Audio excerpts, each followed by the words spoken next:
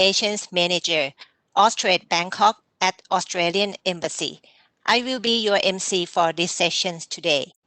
In order to keep this webinar go smoothly, I would like to take you through a few quick housekeeping items. To reduce background noise, audience microphone is on mute during this webinar. And please note that audio quality may fluctuate during the webinar. The webinar runs within 1.5 hours. Throughout the sessions, there will be a point when speaker will be asking you to answer the poll and participate in the activity link, either through QR code or provide link in the chat box.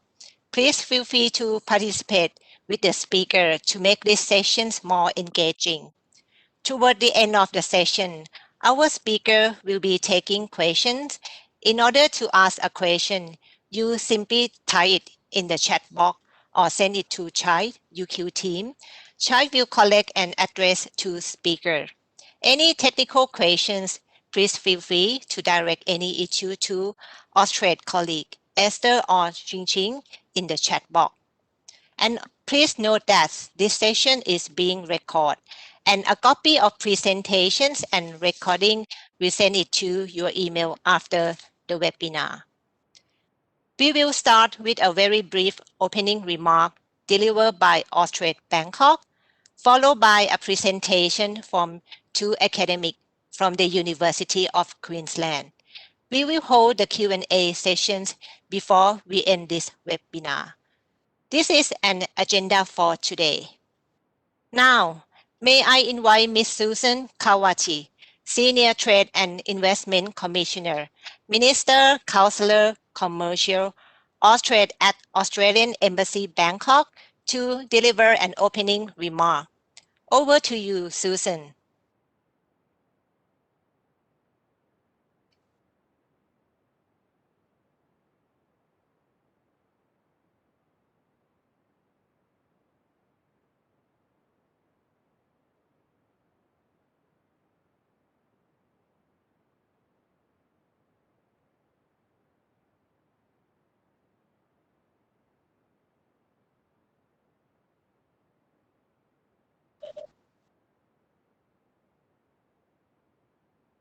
So should anybody would like to address the question to the speaker, please feel free, to type it in the chat box that address into the slide presentation.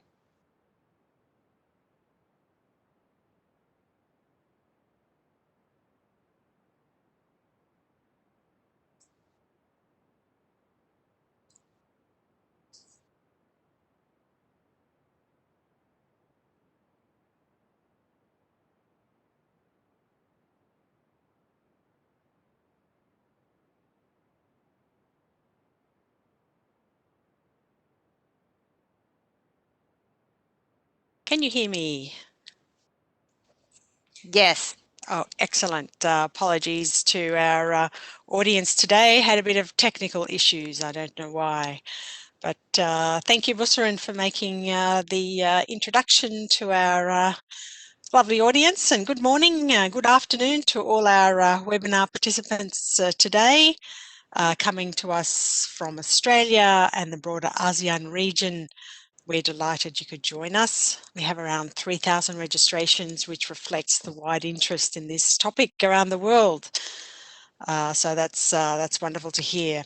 This event is brought to you by the Austrade team in ASEAN.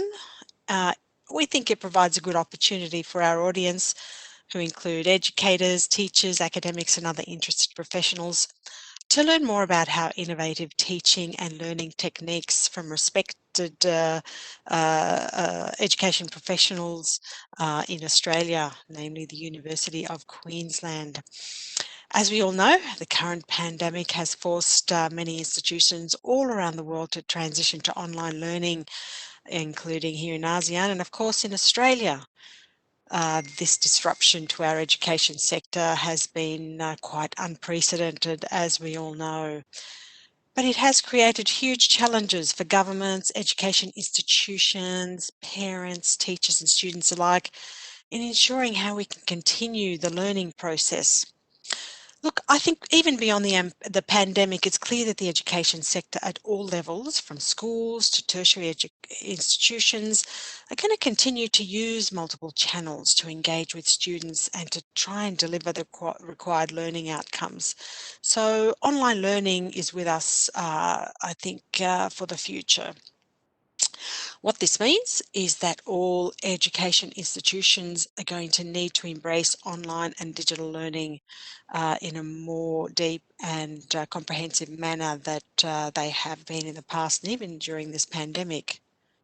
Australia's education sector does place a lot of emphasis on applying innovative teaching methodologies in the classroom to achieve good learning outcomes, including through the use of online and digital tools. We're therefore very fortunate today to have two respected representatives from the University of Queensland to talk to us about digital tools and strategies for enhancing learning through English as a medium of instruction.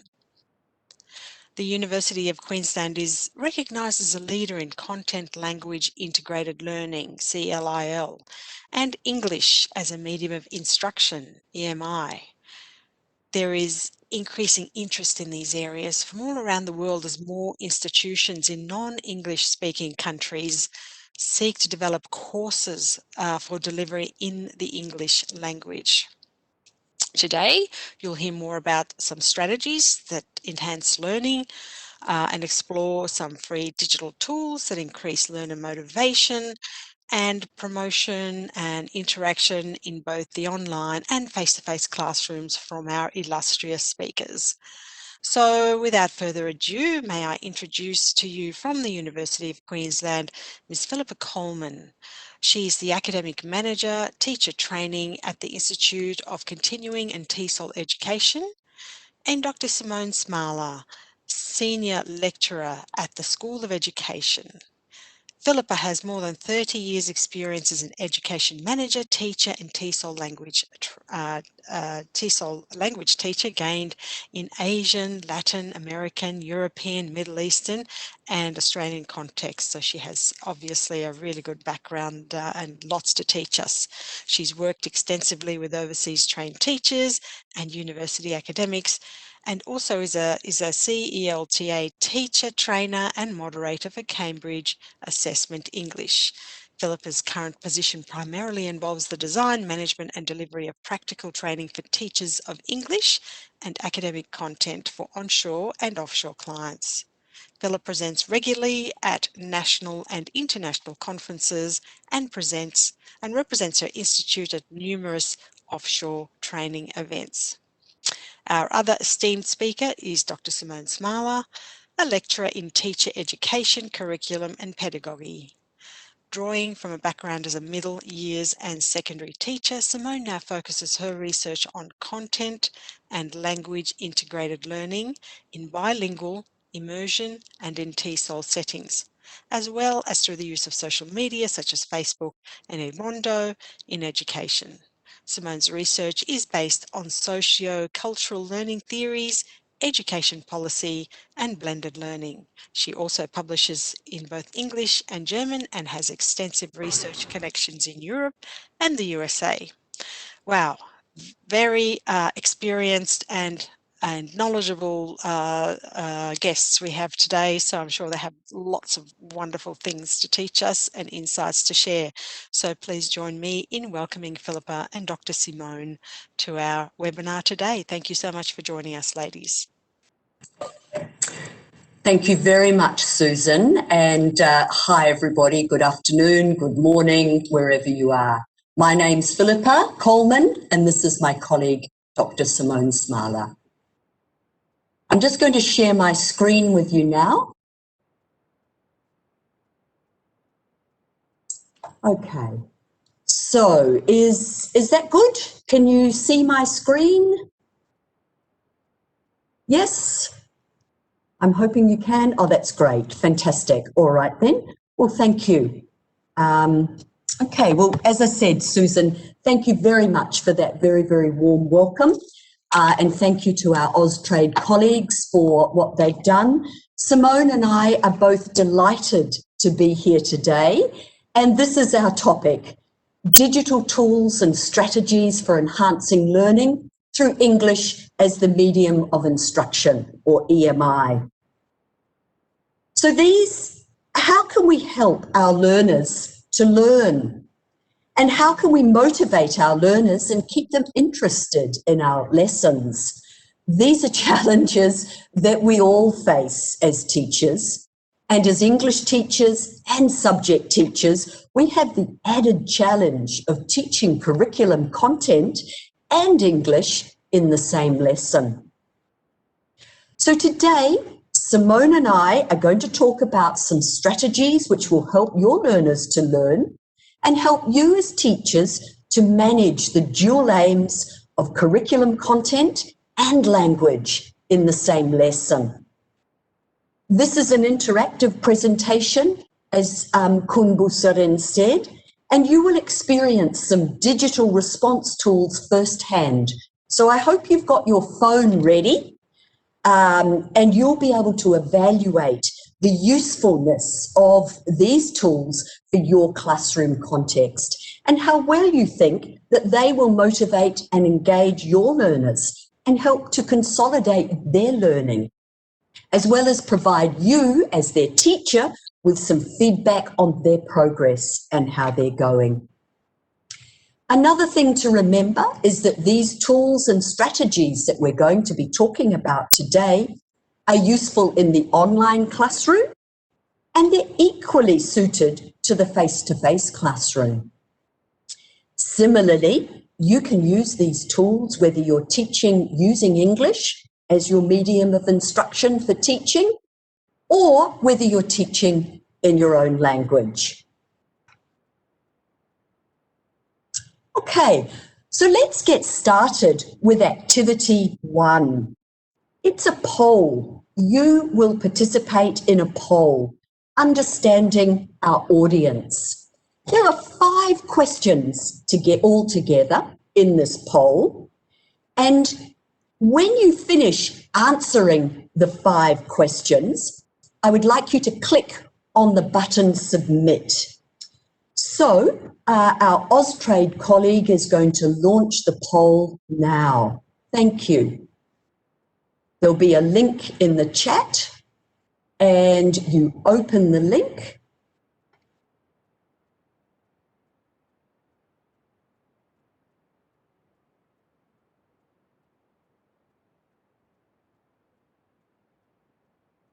And hopefully you'll be able to go through those 5 questions in our poll.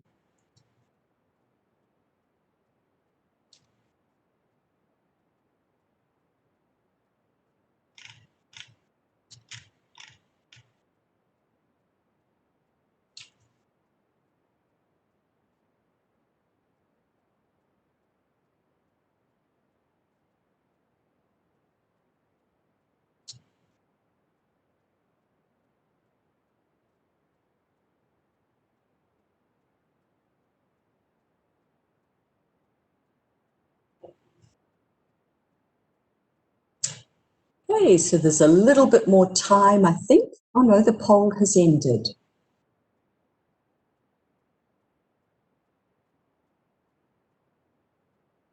Okay. I'm sorry, Michelle, you're not able to fill out the poll again, I'm afraid. Okay. All right then. Well, that's really interesting. I can't read the results of the poll, so my colleague Chai is going to tell us what those results are. Yes, thank you, Philippa, and good morning, everyone. Very interesting results we have here. So looks like most of our participants are from the Philippines. We have 29%. We have 22% from Thailand, 21% from Malaysia, 11% from Indonesia, 3% from Vietnam and Myanmar, and we have 1% from Singapore. And that's from 667 participants responding to the poll. Great, thanks. In terms of who they are, mostly secondary teachers with 29%, followed by university lecturers, 21%, primary school teachers, 15%, 3% education administrators and school principals with a 2%. The next question, how often do you use English teaching now? Often is overwhelming response with 60%, sometimes 15%, and never 1%. Question 4, how often will you use English in your teaching in the future? Again, often with 67%, sometimes 8%, and only 2 respondents to never. And final question, how motivated are your students when using technology for learning? A bit close to this one, so very motivated was 38%, somewhat motivated 33%,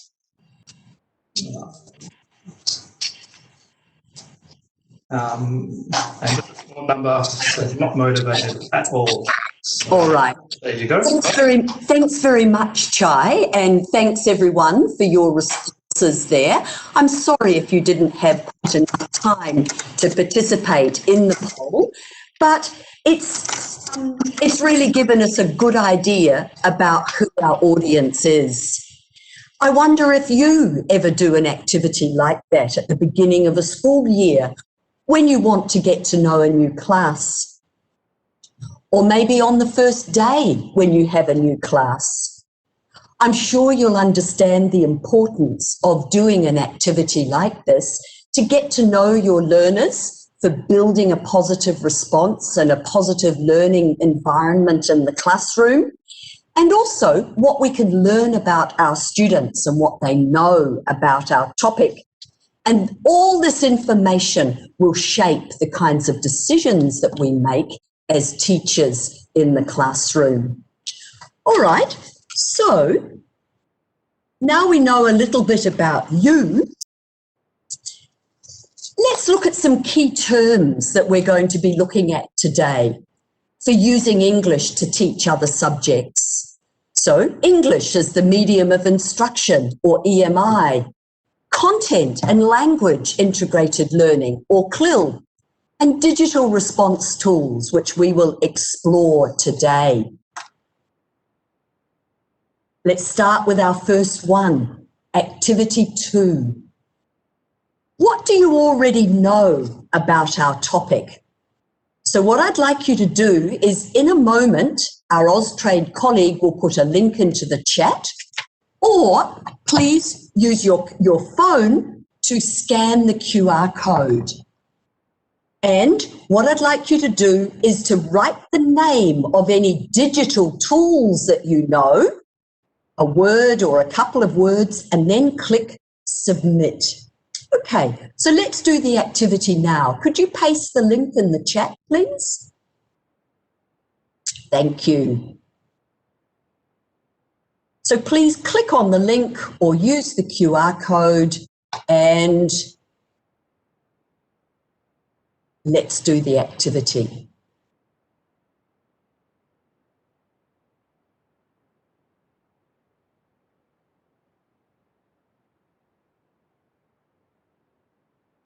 So what digital tools do you know?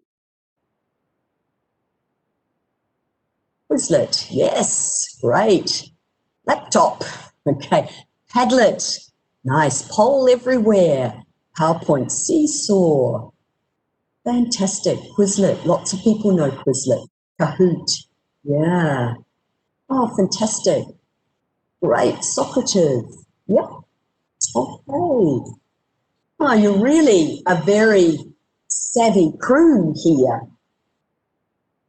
All right. Fantastic.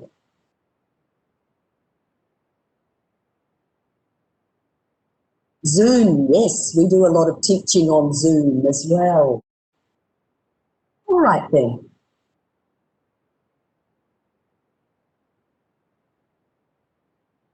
Google Classroom, great. WordWall, yes. Okay.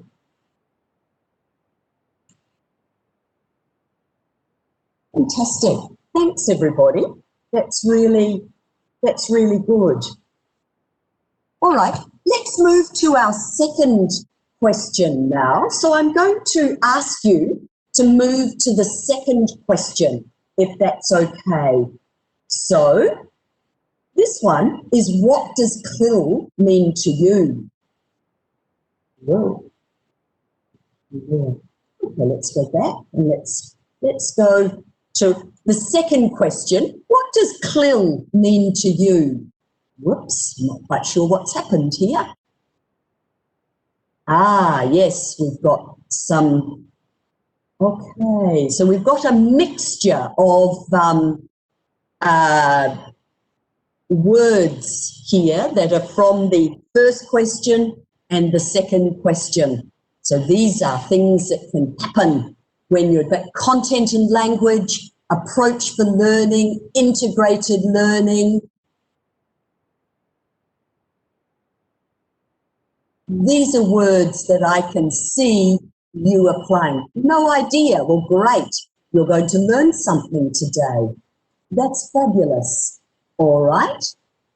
Okay. Thank you very much, everybody. I'm going to close that now, and I'm going to pass over back to Simone. So Simone is going to talk to you for a while, and I'm going to come back with an activity to check on your learning. Thank you. Over to you, Simone. Thank you. Hello, everyone. So I'm just going to give you a brief introduction to CLIL, Content and Language Integrated Learning. And as I have seen from your responses, the audience, some of you have already encountered CLIL and you have already learned about it. Some of you haven't, and that's quite typical.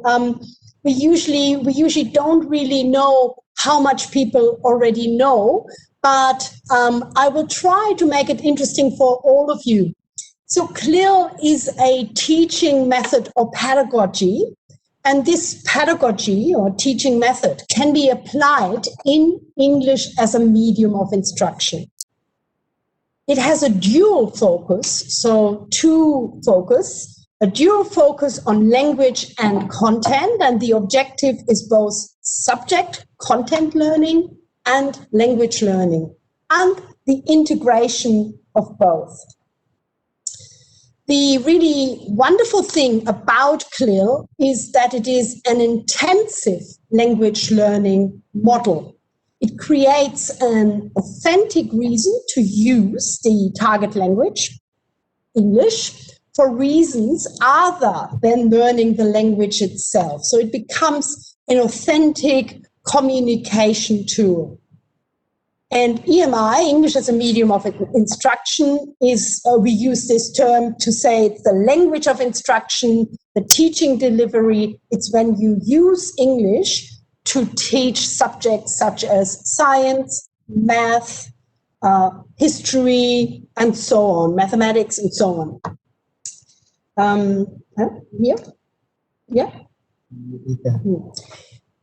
So when we look at, no, I have to go back. Yeah. So when we look at CLIL as a framework or a theoretical framework, there are four things that are being discussed usually. And these are called the 4C conceptual frameworks, 4 Cs. The 4 Cs are content, cognition, communication, and culture. So the content is the subject area, the curriculum, the topics that you might be talking about in science. You might be talking about ecosystems in science, or rivers, or other biological topics. So these are the topics. That's what we start with in CLIL. The next C, the cognition, are all the thinking processes that are required to talk about the topic.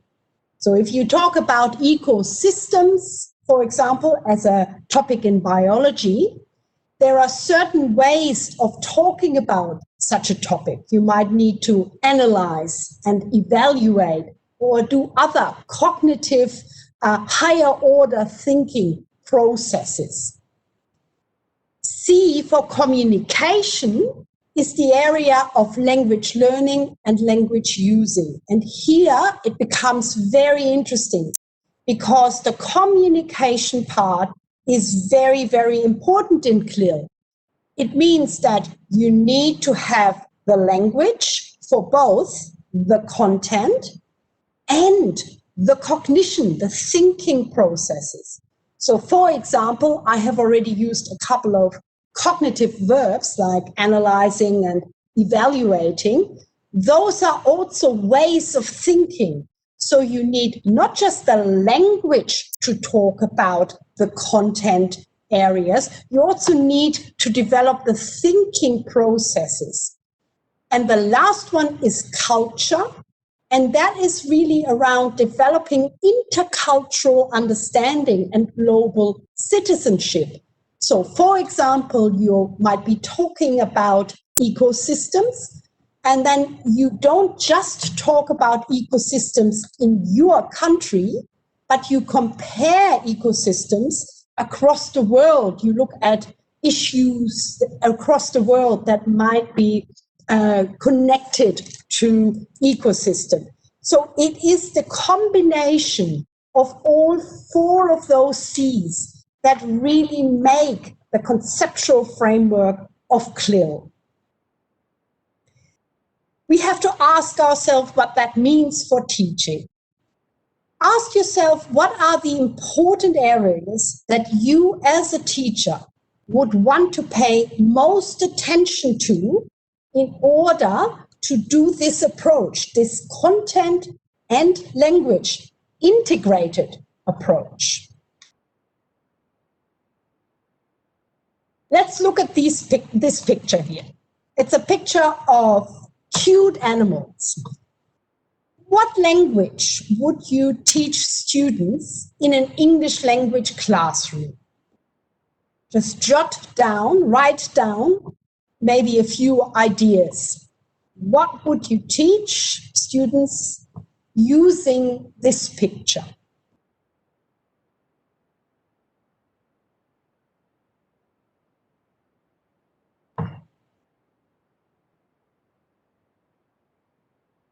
You might have written down a few things now. Let's have a look at the next picture. What content or concepts could you teach students in a science lesson looking at this picture?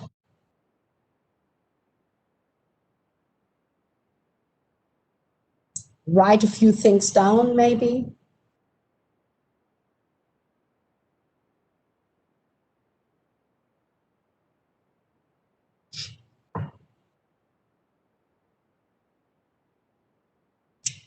We can see in this picture an Australian animal, a koala. We can also see some burning trees at the back.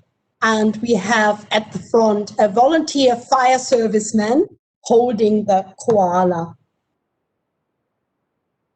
Now, you might have thought of, in the first picture, the names of animals, pets, the names of colors, usually vocabulary, prepositions, maybe simple sentences like ducks can swim, ducks are yellow, or whatever, and ducks are gray.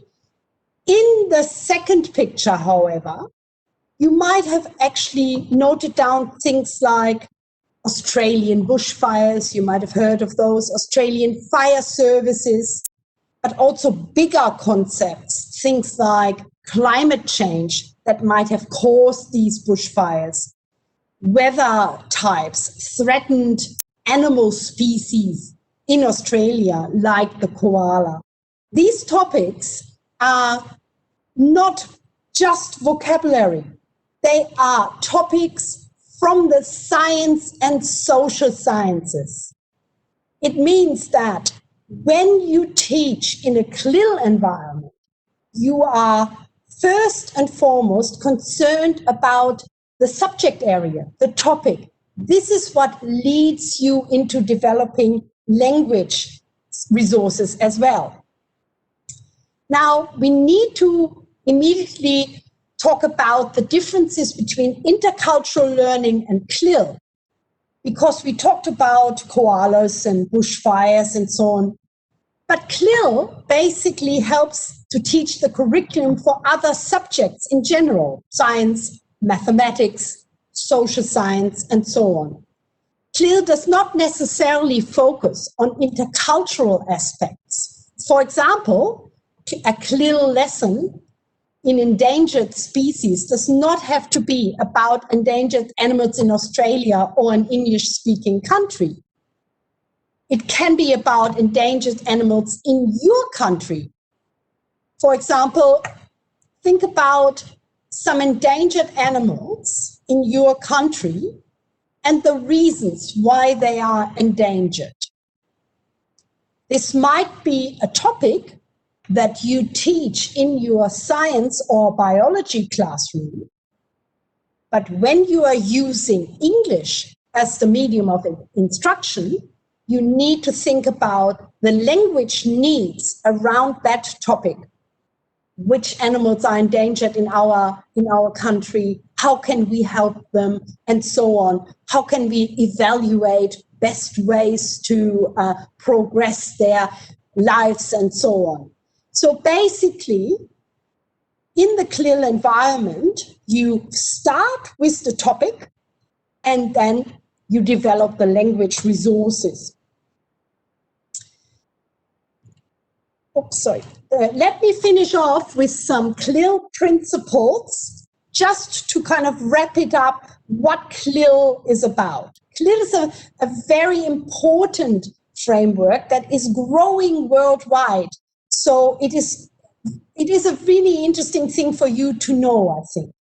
So the integration of learning content and the language, so that like the content and cognition connected to it, and the language, the English language in EMI, and the cultures connected to it, the integration is the most important principle. Learners construct an understanding of the subject matter in a second language. The linguistic demands of its contents must be analyzed and made accessible. Thinking processes, cognition, need to be analyzed for their linguistic demands, and there needs to be an engagement in associated cognitive processing, the skills, the concepts, the linguistic repertoires, the language chunks even. I'll hand over back to Philippa. Thank you. Thanks, Simone. Hi again, everybody.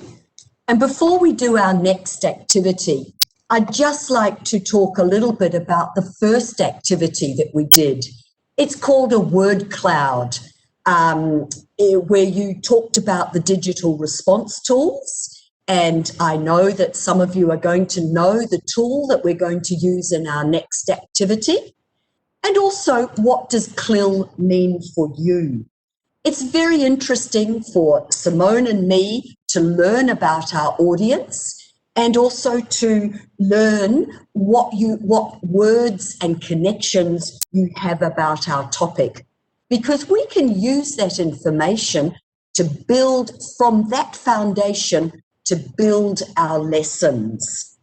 So let's do activity 3 now, about reviewing the key terms that Simone has already talked about with you.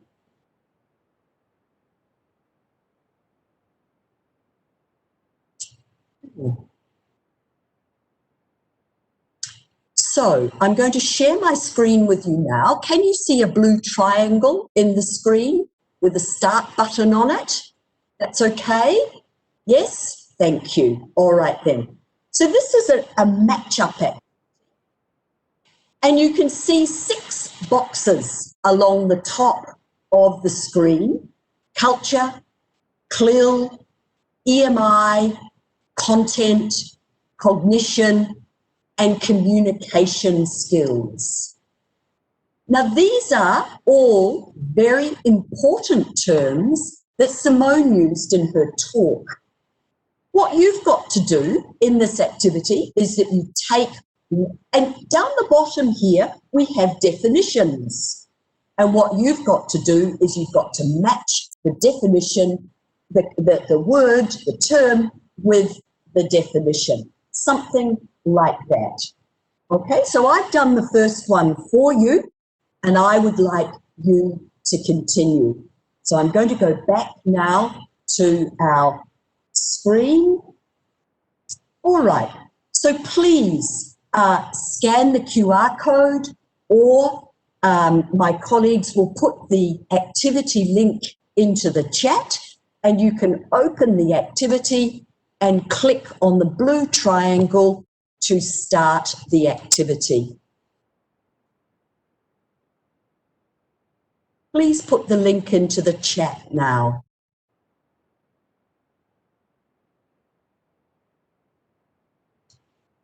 Or use your phone and scan the activity.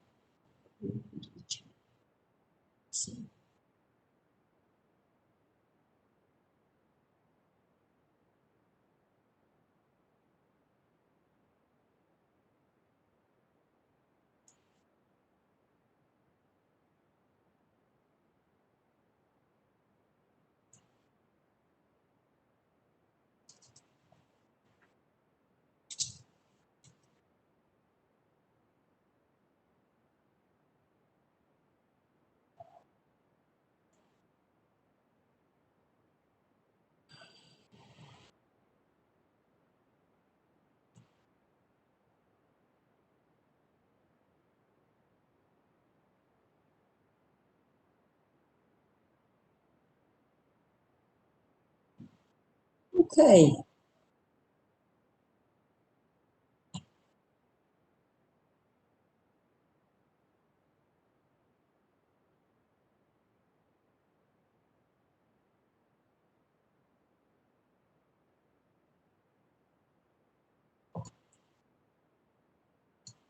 All right, I'll give you a little bit longer. If you think you've finished the activity, you can let me know by typing into the chat, finished or something like that.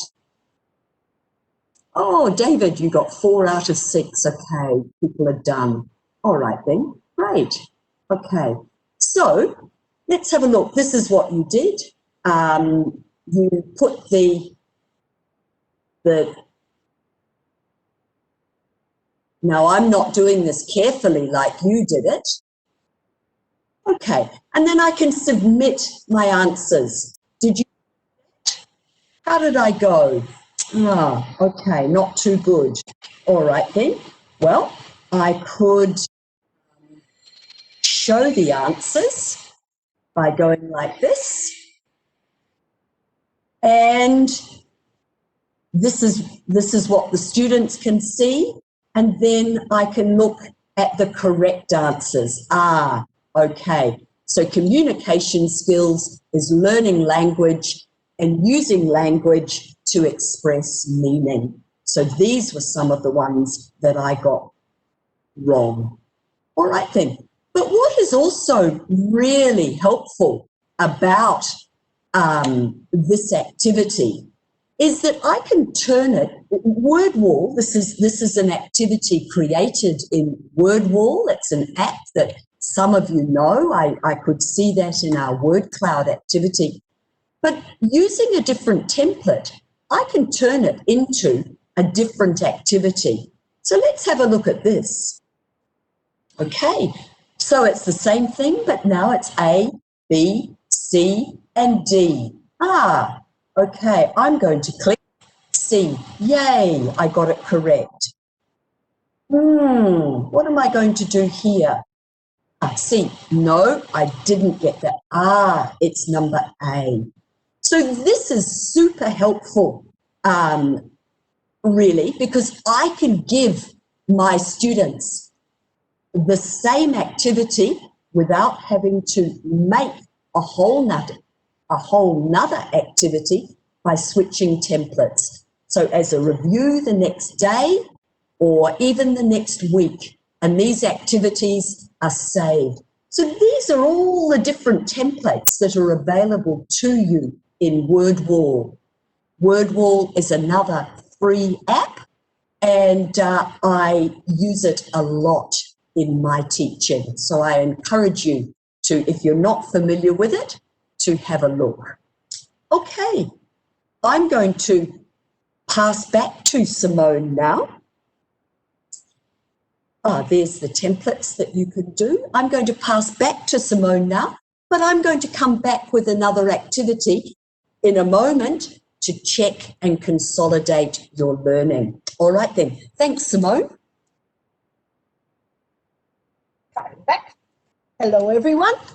So, one of the things we have to consider is that teaching in an EMI, or English as a medium of instruction, environment is not easy. You might have the situation where your learners need quite a lot of support with the English language, for example. So we need to ask ourselves, what can we do to help learners be successful with their intended learning outcomes? And in CLIL, one of the most important ideas is that you need to scaffold learning, the idea of scaffolding. And if you think about the word scaffolding, it really describes something that goes up in steps. For example, a scaffold around a building when a building needs to be painted or so on. So it's got steps. It's like a ladder. And so the idea of scaffolding, helping students in small steps to reach the learning goal, is very important. And these small steps can be about the content, but also, and very importantly, in an EMI environment, they need to be about the language. So the idea comes from a Russian theorist called Lev Vygotsky, who developed the idea of a zone of proximal development, or a zone in which students, school students or students in general, the learner in general, in which the learner can learn more, gain more knowledge. The idea really is around building up on prior knowledge, and with the help of the teacher, developing more understanding. So this is a very important area in learning in general. And maybe some of you might be reminded of the I+1 idea from Krashen, where you develop a little bit more in a zone of proximal development on the basis of what students already know. This learning usually has to be in meaningful activities, and of course the CLIL environment, or the English as a medium of instruction environment, has that meaningful environment because of the authentic activities that are being done in a science classroom, in a social science classroom, and so on. Now, very simplified way of looking at scaffolding is this graphic here, this diagram. So the teacher first shows students how to do it. The teacher says, I do, you watch. So the teacher models thinking as the problem, for example, is solved. The teacher models the thinking around the topic, the science topic, for example, or history topic. But the teacher also models the language needed to talk about that topic. So in this case, the English language needed to talk about this topic. The student and teacher then go to the next step. The student and teachers do things together. The teacher still does first, but then the student is invited to help to do it alongside the teacher.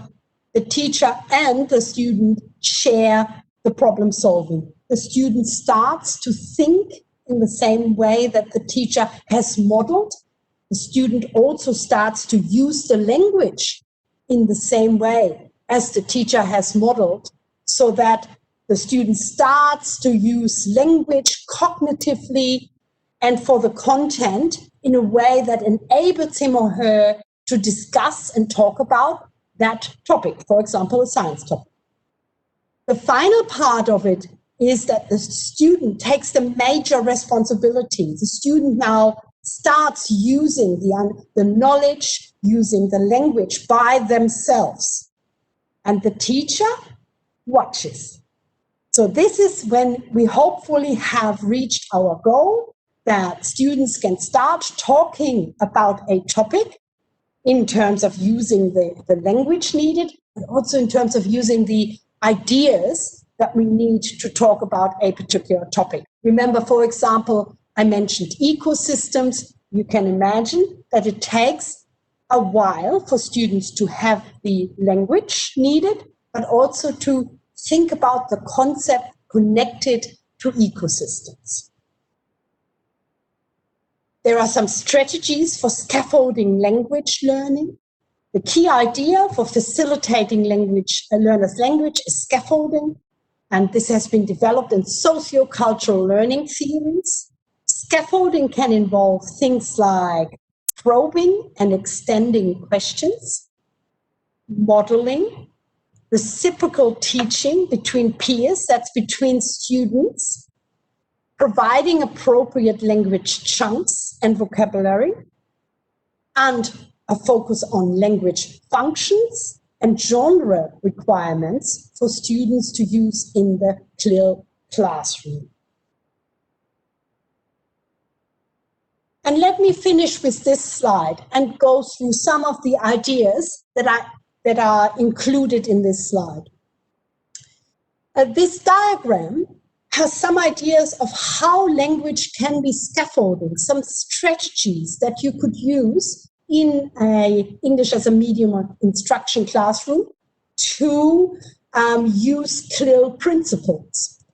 For example, if we start on the top with the visuals and the realia, we know from research that a lot of visual representation, images, pictures, diagrams, graphic organizers, and so on, are very, very good to engage students, to motivate them, and to help them understand what the topic is actually about. We also now encourage the use of first language. That's that top one there on the graphic, as you can see.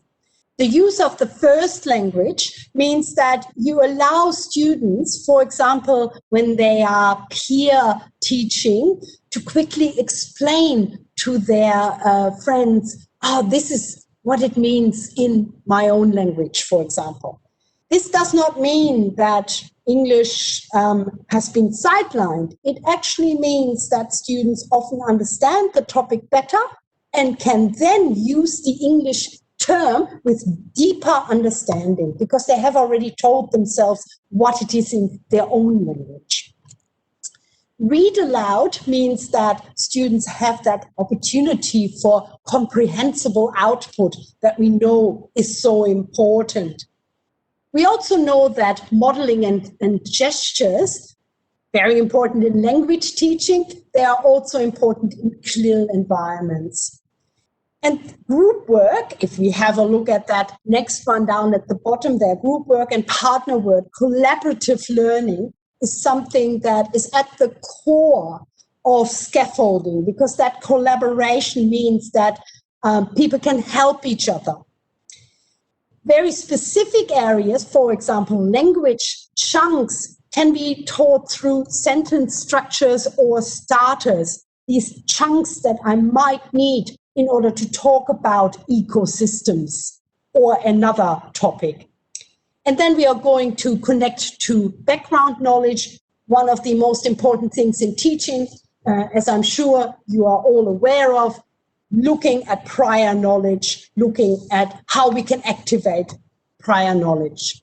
A very big area are graphic organizers. We know, for example, that students learn better if they use mind maps to explain to them the different areas of a topic. I'll hand over back to Philip.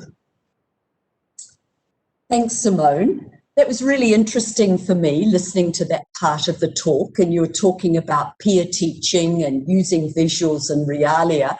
Because one of the things that I've been using successfully in my online classroom at the moment is getting students to use their phones and to teach vocabulary to each other. So to look up certain words on their phones and then to teach each other. And they're super engaged. So it was really interesting to hear that. Thank you.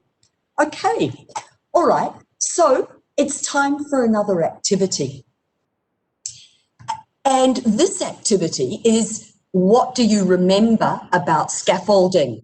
Simone's just been talking to us about scaffolding. So I'm going to show you how this activity works. It's another activity which we do in WordWall. It's using a different template. And here is a sentence. And what you have to do as the users of this activity is to put the words in the correct order. Now, what do you know about English grammar and English punctuation? I'm sure you know that in English, we always begin a sentence with a capital letter.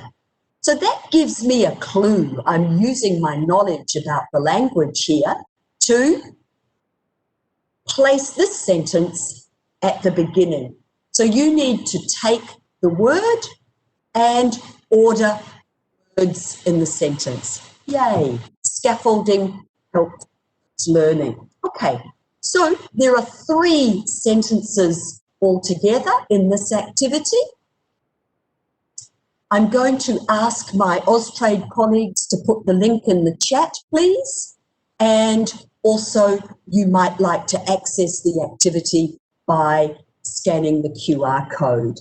So what can you remember about scaffolding? Thank you.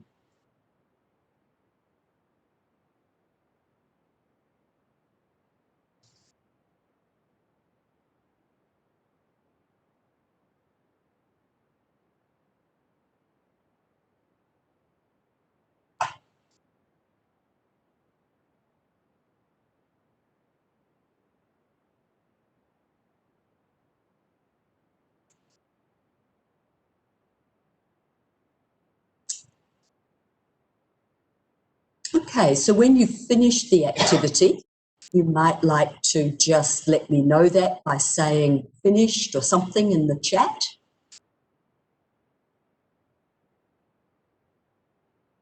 Okay, so people are coming through now. All right then, that's terrific.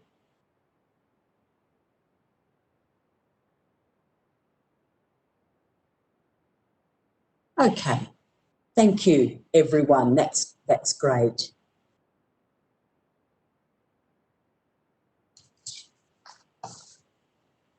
Okay, so let's take a look at the answers now.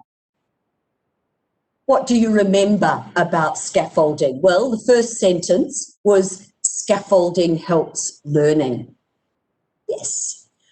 The second sentence was learning occurs by doing meaningful tasks, by students doing meaningful tasks. And the third sentence was scaffolding supports learners to become independent. Well done, everybody. I wonder if you found this activity a little bit more challenging than the previous match-up activity. If you did, it's because you need to use both your content knowledge as well as your language skills in order to successfully complete this activity. Because this activity is doing what Simone was talking about, in that it's integrating knowledge about the content and knowledge about language. So in order to do that successfully, the level of challenge for our learners is increased. So we've done 4 activities so far today. we've done the first one, which was the poll, where we found out about our audience. Our second activity, which was the word cloud. Our third activity, which was matching the key terms and the definitions. And we've just completed this activity, which is the words in the sentence. So I'm going to ask you to do one more activity.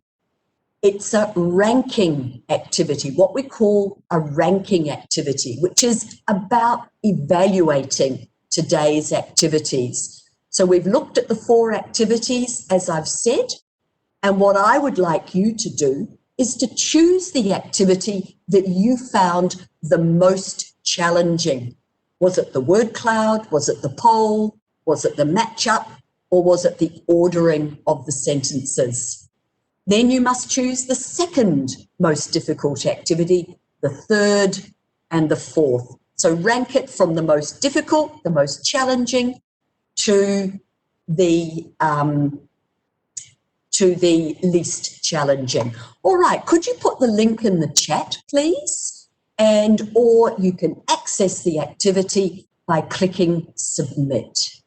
Sorry, not submit, the QR code. And when you do it, click submit.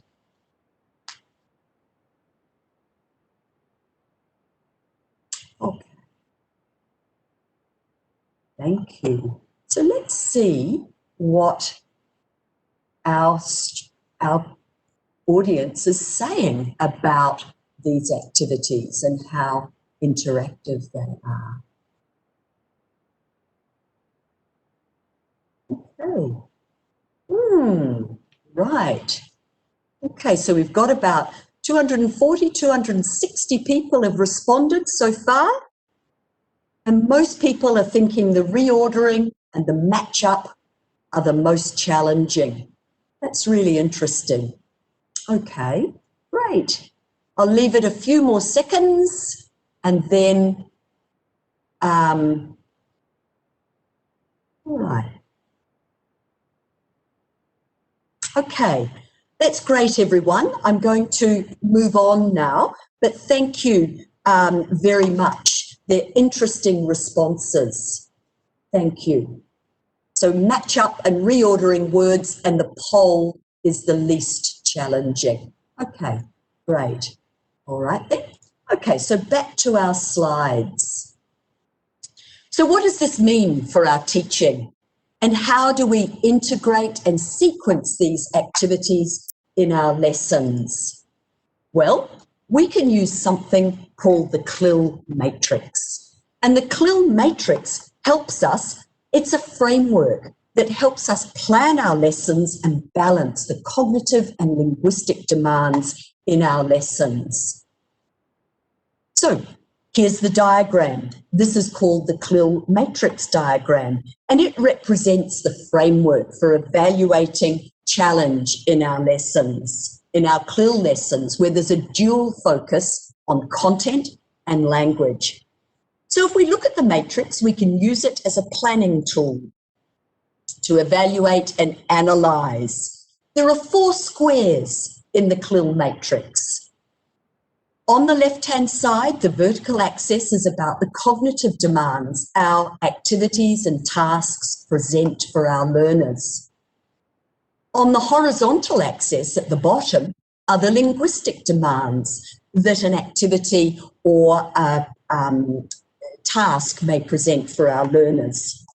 So if, for example, there's not much demand on our students, either cognitively or linguistically, the activity would appear in the bottom left quadrant here.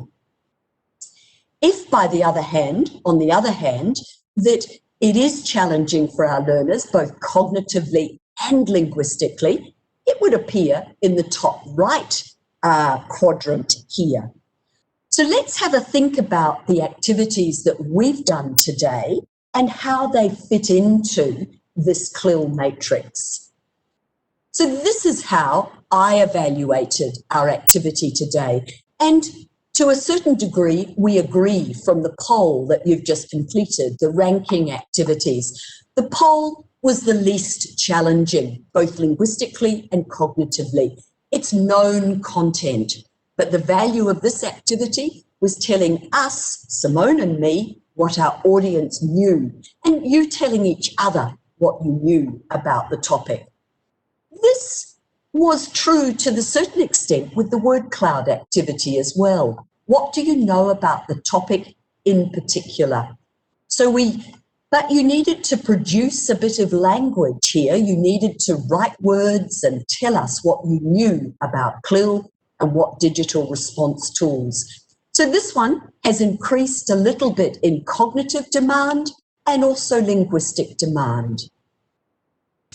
Then when we come to activities 3 and 4, we really have increased the challenge for these activities. The matching the definitions term, you really needed to think about those. However, you were not producing language, you were only matching language.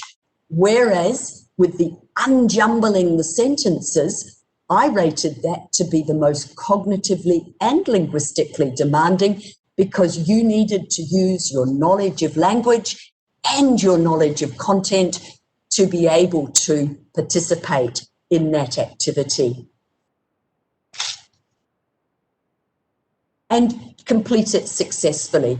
And then the ranking activity, I've put the final one that we just did, I've put that at the just a little bit lower because you really needed to think about it, but again, you weren't producing any language.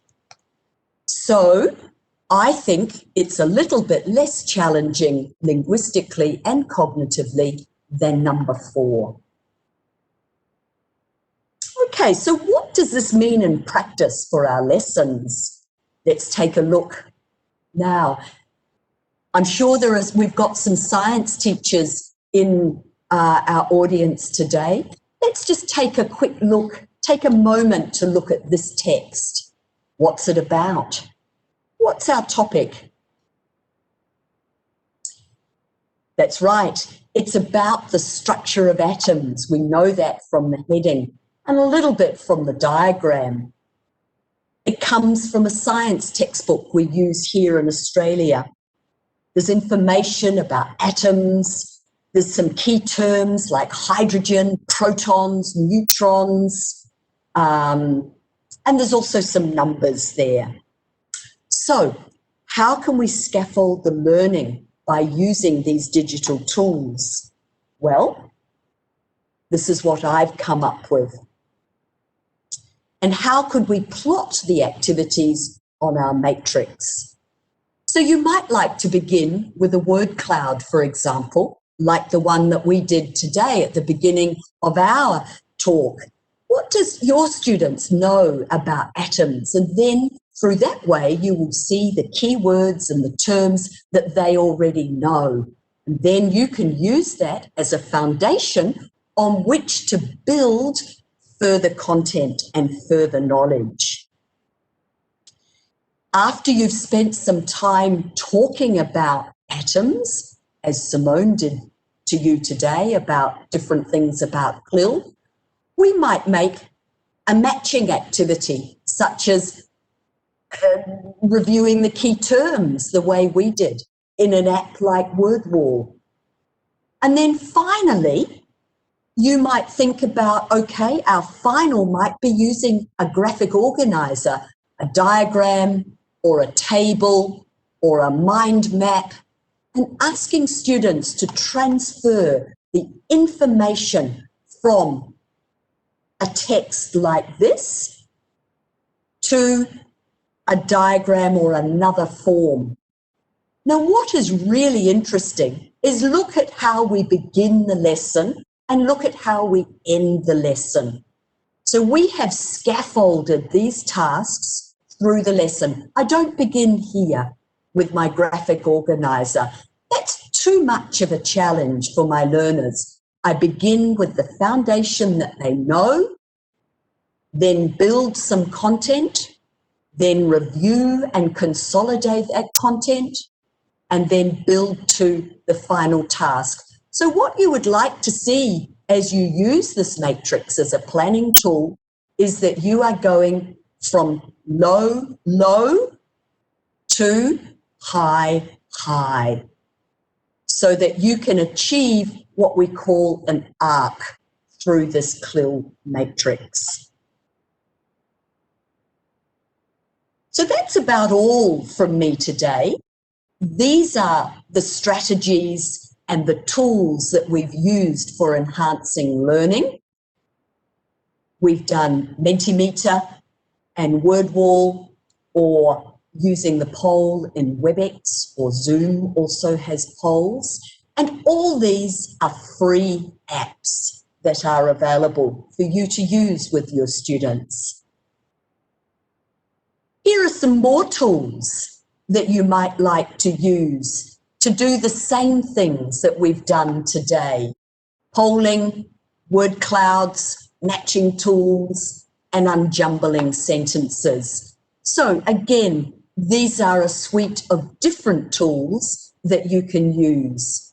And so again, I encourage you to explore, get to know them, and use them with your students, because you've all indicated at the beginning of the presentation that they are very engaged through using technology and that kind of thing. All right, that's all from me as my part of the presentation. I'm going to hand back to Simone, and thank you, and I wish you all the very best.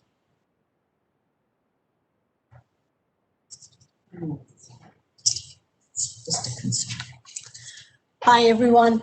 I hope we have sparked your interest now in this topic. And if you would like to read a little bit more about CLIL, the first book on this slide is probably the most important book in this area. It is called CLIL, Content and Language Integrated Learning, Coyle, Philip Hood, and David March. It's the book that everybody uses in this area. So if you want to read a bit more about it, start with that book. The book at the bottom, Making Content Comprehensible for English Learners, the CLIL model, uses learning strategies and scaffolding learning strategies in an English as a medium of instruction environment. So this might be an interesting book for you to look at specific strategies, learning strategies, and scaffolding that you can use. Let me finish with this last slide here, where you can see our details. My details are on the top. Dr. Simone Smala, I'm at the School of Education at the University of Queensland. You can see a Facebook link there, or a Facebook title. This is my Facebook page, which I use regularly every day, really, to post something about immersion education, bilingual education, CLIL, and so on. It's called CLIL Support Dr. Simone Smala UQ. I'm also at Twitter, and you've got my Twitter link there as well. The University of Queensland is in the process of developing a micro-credential degree, so a very small, short-form course degree, very kind of doable, not a huge degree. In this area, it will be about English as a medium of instruction and content and language integrated learning. So it will be about CLIL and EMI. If you are interested in this online course that we are developing, please send me an email. My email address is on the slide as well, s.smala@uq.edu.au. If you would like to stay informed about such a micro-credential, I will put you on an email list to keep you informed. Just for interest, it's not, you're not signing up for anything. You are just telling me you would like to stay informed about the development of this course. If that is you, if you would like to stay informed, please do send me an email and I will put you on that email list. This pretty much concludes our presentation, and I understand we are now opening up for questions. That's right. Yes. Thank you, everybody. Thank you for your participation, and thank you for your questions in the chat. We're going to deal with some of those now.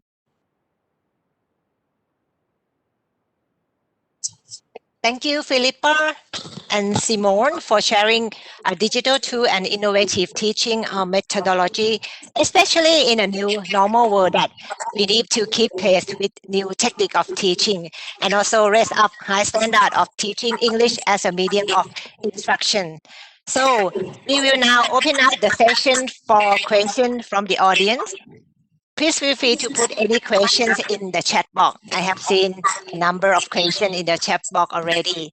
So I would like to introduce you to Chai Isra Pakdi, Regional Manager, Institute of Continuing and TESOL Education, the University of Queensland, who will help us to manage Q&A session.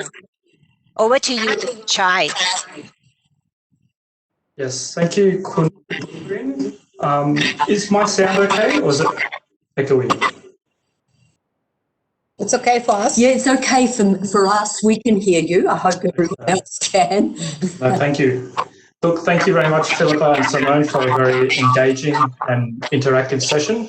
I can see from monitoring the chat box that a lot of our audience found it very, very interesting. So thank you once again. And look, thank you everyone for your questions. We'll try to get through some of them. I don't think we can get through all of them because there's been quite a lot to come through. Look, but I think you did mention it, Philippa, but just to reiterate, these digital tools are free to use? Yes, that's correct. These tools are free, the ones that I was talking about today. They are free. Obviously, there's a paid version as well. So if you do pay for it, you get more functionality and more templates, as I suggested. And I've just noticed some people in the chat have put, you know, I don't know how to start creating these activities. Well, go onto the website, look at YouTube videos and see what, all I can suggest is that you experiment. Someone else put into the chat that they couldn't take a good photograph of the different tools that I suggested.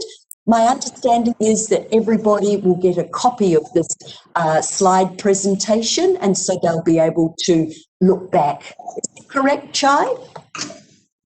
Yeah, I believe so. I think the presentation will be sent out by Austrade either after this presentation or shortly within the coming days. Look, thank you for that response, Philippa. That's great information for them. And look, I should also apologise to those people who are using their mobile phones and couldn't participate in some of the activities. You'll have that chance when you do receive the presentation to use the QR code and do the activities for yourself. We have a question, either one of you could answer it, about primary school students.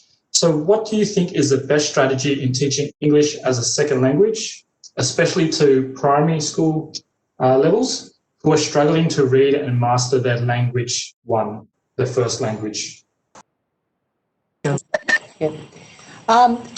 Big question, big question.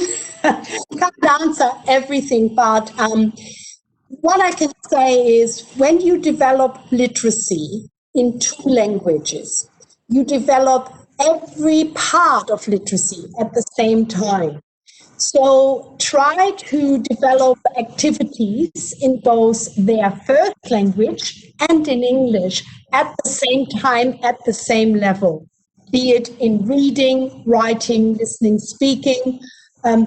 it's about the parallel development of literacy skills that helps students to master both languages. And the understanding of both languages can actually help each other's literacy development. So instead of feeling, oh, it's maybe dangerous or difficult to introduce a second language, that second language can actually be a helpful tool to develop literacy skills in the first language as well. Just persevere, keep on going, give it enough time and space so that both languages and literacy skills can be developed at the same time. And I suppose I would just like to add that if you can keep it fun, if you can keep it fun for your students, they're going to want to participate in your lesson and learning those things. So, yeah, try not to get too weighed down with difficult content and just keep it fun, and you'll bring your students along with you. No, wonderful advice there. I think, learning has to be fun, and we learn better when we are sort of engaged and interested in what we're being taught. So that was primary. Let's ask one about senior high school or high school students. So what learning strategies do our learners need to think critically and respond to real-life challenges for a senior or higher school student?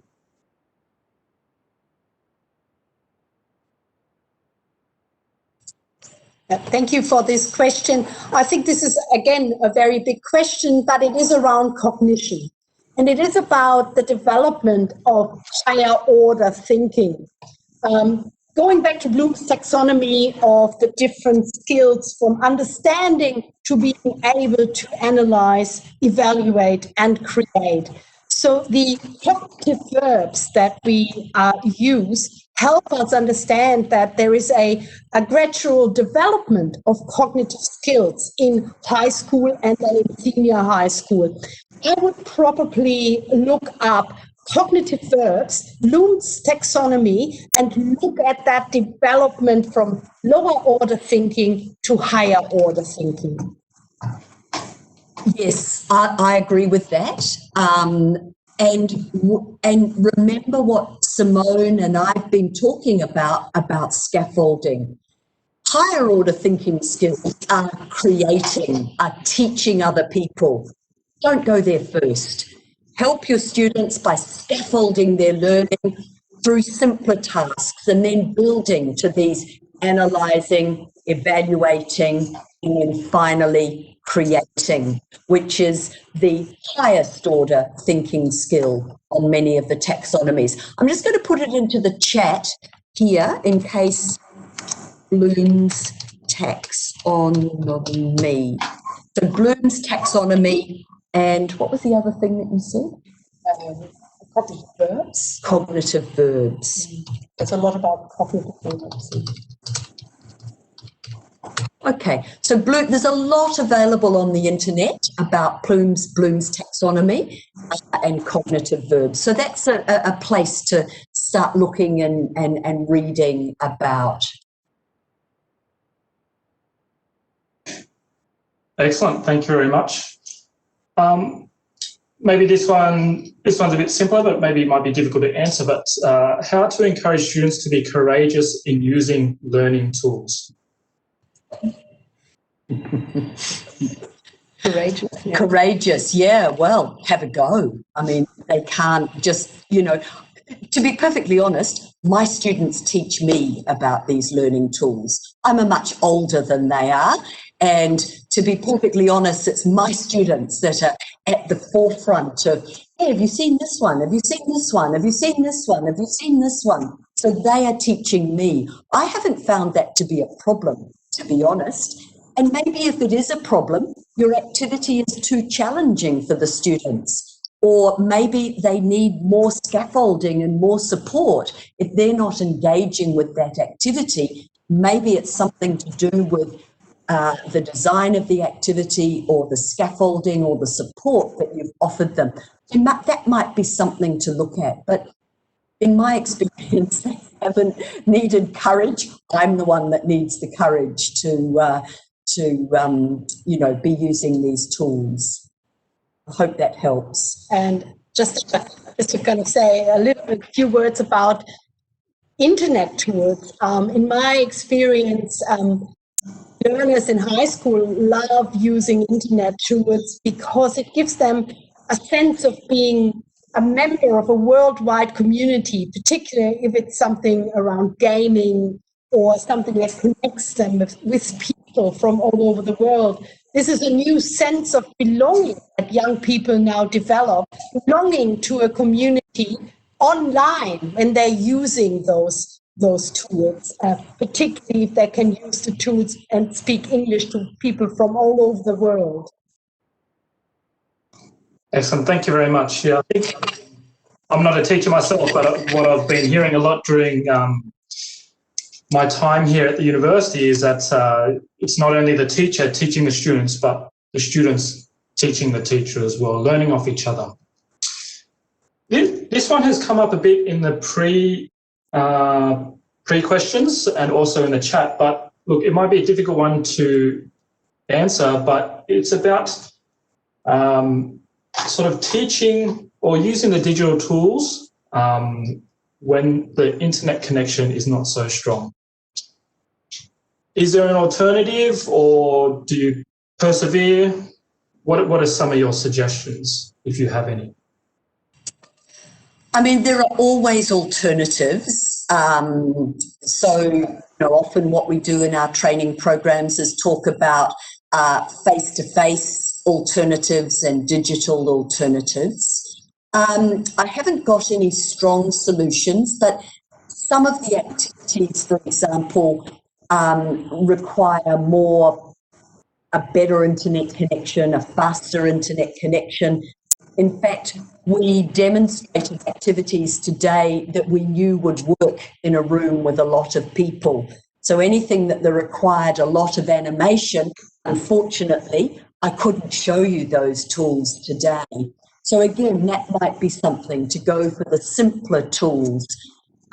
Something which I didn't say in my presentation, but we do, is that you can always give students the links or the QR codes, and they can do these activities at home for homework. Maybe they have a better internet connection at home. The other thing I would suggest to do is talking to colleagues, because if you're working with colleagues in the same school, in the same area, have they got ideas about how you could manage this situation with, not so good internet connections and that sort of thing? It's going to vary such a lot from place to place, along with the equipment that people have and the access they have. But yeah, I mean, so that's kind of all I can really say, I think, at this point. Do you add anything? No? Okay. I hope that helps a bit. No, one thing you suggested was providing the link so they could do it at home, and that sort of kicks off one of the other questions about utilising the tools in an asynchronous environment or class. So thank you very much. Yes, and Chai, in many schools, kids aren't allowed to take computers or phones or whatever. So it's making these things available outside the classroom for them. So question here, would you ever promote the fixing of content knowledge above linguistic ability, i.e. check understanding of the content before practicing the language? I think it's very difficult to understand the content if you don't understand the language. So it's actually an integrated thing.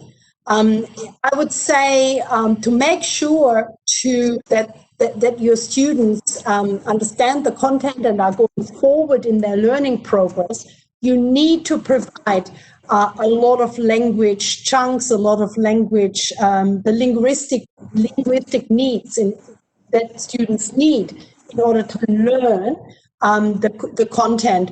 So I wouldn't say that you can, I would not even say that you can prioritize one or the other. I would say the other, both of them have to be present and have to be well thought through in order to progress the learning outcomes in an English as a medium of instruction or CLIL environment.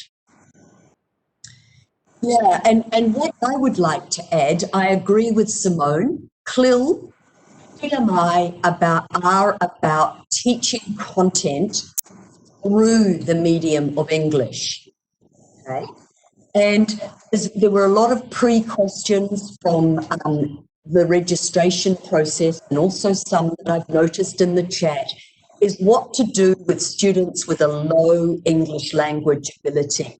And we understand that that presents a lot of challenges to people. However, you need to think back to the matrix, and you need to think about scaffolding the learning and starting from what the students know and then moving step by step, not big steps, but step by step to the unknown. And so always building from the known to the unknown. And so when you do that, you will be helping them with both language and content at the same time. And as you move, they will be able to understand and use and show you they understand more of both the content and language. So it's about being accessible, it's about making it scaffolded and moving from known to the unknown. Excellent, that's a great answer. Thank you very much. We've only got a few minutes left.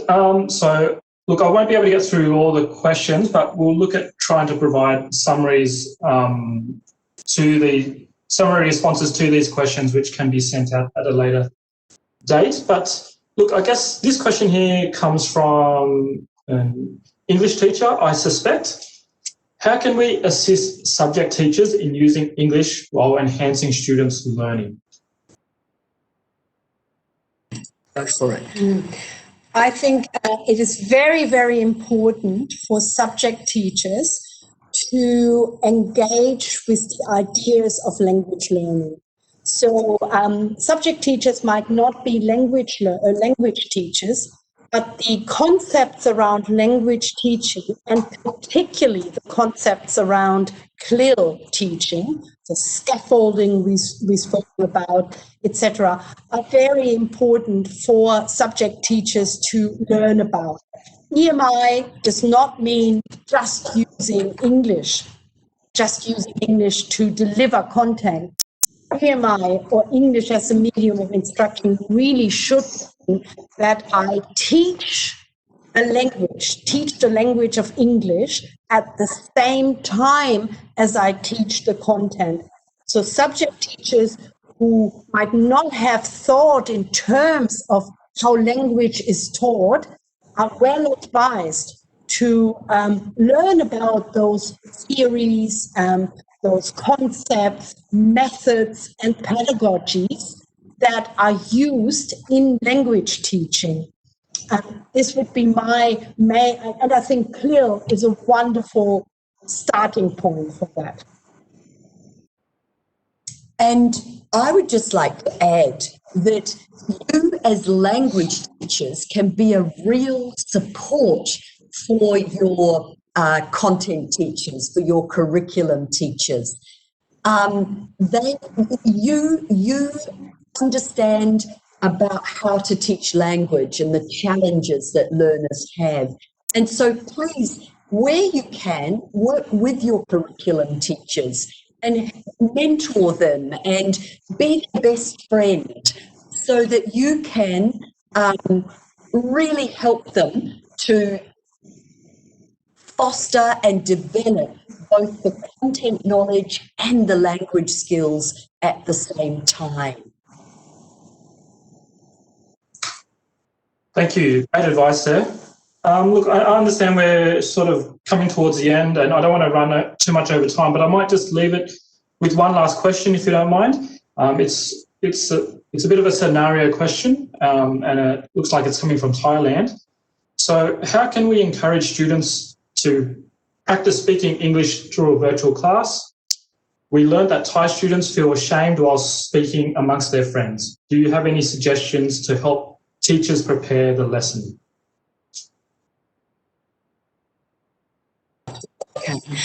Okay, well, look, I've got a couple of things that I'd like to say. And an online classroom is very different from a face-to-face classroom. And there are ways to make it interactive. You know, the chat box is a way to make it interactive. Breakout rooms is a way to make it interactive. But what students need to do is to have purposeful tasks to be engaged with. The other thing that I would suggest about Thai students or any students feeling ashamed to speak English is try doing role plays so that they're not themselves anymore. They're playing the role of somebody else, like drama or something like that. And in brief, being very brief, sometimes if you give them another character to play, another person to be, they forget it's themselves. And I'll pass over to Simone. Yeah, I think that's great. The role play, the kind of authentic use of communication, but in a kind of role that's not yourself, might really help students to overcome that anxiety. And we know that anxiety is one of the most difficult things in language learning. That feeling of doing something wrong and looking bad because of that. So anxiety in language learning is a big area, and we definitely need to look at ways of being able to overcome it. But this is also something you could probably research just by Googling a bit more, you know, what people actually do in order to overcome that anxiety in language learning, of helping students to find the motivation to just let go and actually talk. We know that comprehensible output is one of the most important things for students to actually learn the language. When you do it yourself, it sticks in your mind better. Thank you.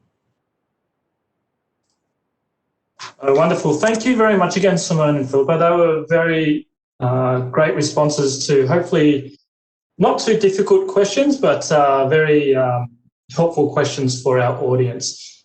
Like I said, sorry we couldn't get through all the questions, but look, we'll collate the questions and ask Simone and Philippa to provide some responses, and this can be shared with you at a later date. So thank you very much to our speakers, and thank you, audience, for your participation. I'll hand you back to Kun Busarin to wrap things up. Thank you, Kun Chai. Thanks again, Simone and Philippa, for sharing your great experience and a good tip on our teaching technique. Really useful and very helpful. However, we can see those who have questions which haven't been answered today. Please refer your question to the contact detail of speaker from the University of Queensland or myself, shown in the slide. Again, please kindly note that a copy of presentation and recording for today will send it to your email together with the certificate after the webinar within a couple of weeks. Now we are run out of time. I would like to sincere thank to Philippa, Simone, UQ team, Kun Chai for this great presentations today, and also my Australian colleague who support me on running this webinar today. Much appreciate.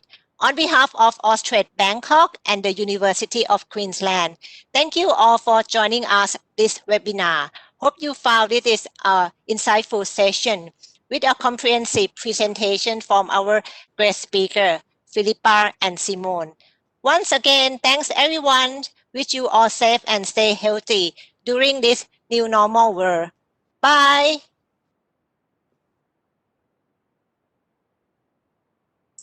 Thank you, Bye. everyone. It was a pleasure. Thank you. Bye-bye.